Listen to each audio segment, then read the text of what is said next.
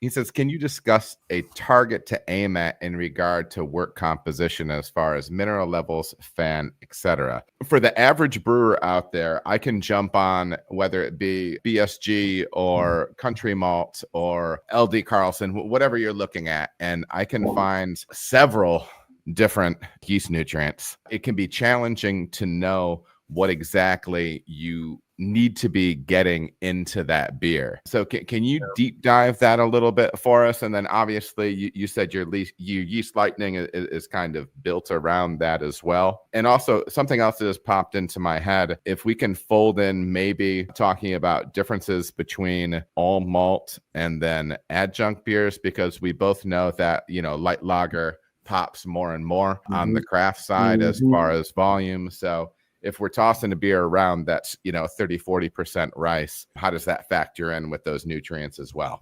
Okay, so we got a few different parts. I'm going to try to stay on track here, but I'm sorry. On track. I'm sorry. I get excited and I just start talking. So I appreciate your patience. Yeah, no worries. Number one is like what is essential, what is important to have nutritionally for most yeasts. There's a couple things there, and independent of style, and I'll explain some of the styles where you can run into pitfalls as well. So we have a few challenges with yeast management and nutrition in general, in that I'll use magnesium as my first example. Too much magnesium in a beer isn't good for flavor. It doesn't taste good to us. However, that's what yeast wants. So humans, us making beer, we tend to prefer calcium. Calcium and magnesium kind of compete to get into the yeast cell. We like calcium because it helps the yeast flocculate, it balances flavor, etc. But the yeast really likes that magnesium. That's the first thing to balance out. The first pitfall that I see in two particular styles, one being hazy IPAs, the other being lagers, is that in hazy IPAs, a lot of brewers will put in absurd quantities of calcium chloride because it softens the flavor profile. It reduces that perceived bitterness. It adds,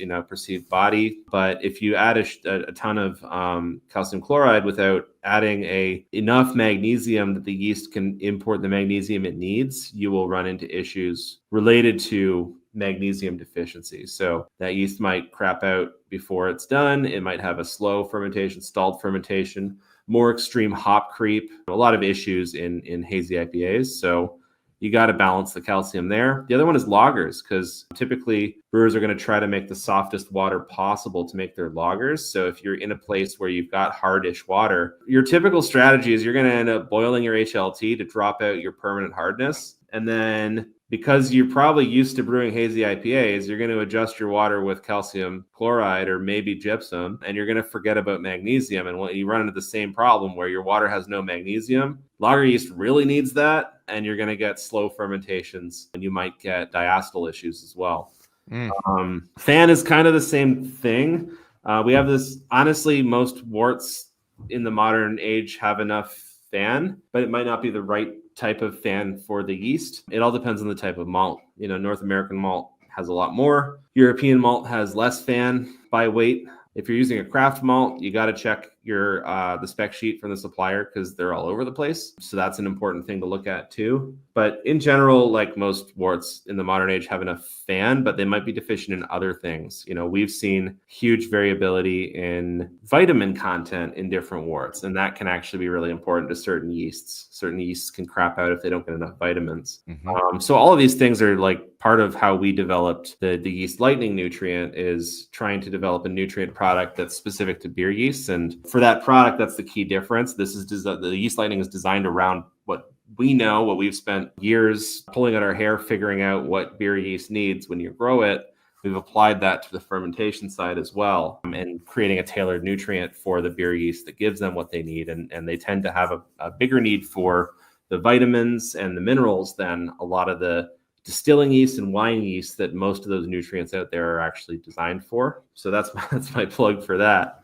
No, for sure. Is there a sliding scale with usage rate for something like that? Again, potentially based on whether it's an adjunct, non-adjunct beer, Yep. or a low gravity, high gravity beer? Absolutely. So the more adjunct, the more you want to worry about nutrition. Although part of the reason that American adjunct lager brewing makes sense is that you have this like pretty darn nutritious barley that then you cut with sugars to decrease the flavor production potential and help you make a really neutral beer. That's a really big benefit. However, if that yeast isn't getting the micronutrients, that can be a problem. In terms of gravity, that's kind of more conventional wisdom that's sometimes wrong is, high grav beers need more nutrients. Well, you have to keep in mind that you're getting proportional amounts of nutrients from your barley itself, from your malt itself in a high grav. So typically like fan and micronutrients is like less of an issue for high grav beers. It's just a matter of making sure that you're pitching enough yeast to share the work. Whereas where we often see nutrition issues that devolve into flavor issues is in lower gravity beers where maybe there's not enough fan or there's not enough B vitamins or zinc, and then the yeast struggles, it can't make enough flavor or it's making off flavors. So that tends to be the area where you can find the biggest improvement with nutrition is the lower gravity beers. That's interesting. It takes my mind in a little bit different direction. I know we talk about with malt, generally the darker it's kiln, the more it's roasted, you're going to be losing diastatic power with that. You're going to be knocking enzymes out. Does this apply at all with what we're talking about right here as far as any of these nutrients? So if you're running a stout, and these are made up numbers, I'm not telling anybody out there to do this, but if you're running a stout with, 20% darker malts, roasted malts, does roasting those malts, putting a heavy kiln on those, does that impact the nutrient level that they're contributing to the wort itself? Yeah, it does. Typically, the more roasted. It does. Okay, that's interesting. The less less nutritionally available it is. Like you can even think of it in terms of the Maillard reactions that are making it change color. Like what is that? That's amino acids and sugars reacting to form color. So your amino acids are bound up now. It's not accessible to the yeast. So, all other things equal, the lighter the malt, the more nutrition we'll have. So would you ever have a situation where if you have a, and maybe this is just too weird of an outlier, but if you had a beer that was very specialty malt heavy, would that be something that you would be looking at adjusting on that, or only if you see an issue popping up? Probably depends on the starting gravity and the concentration of specialty malts. Sure. Yeah, that makes sense.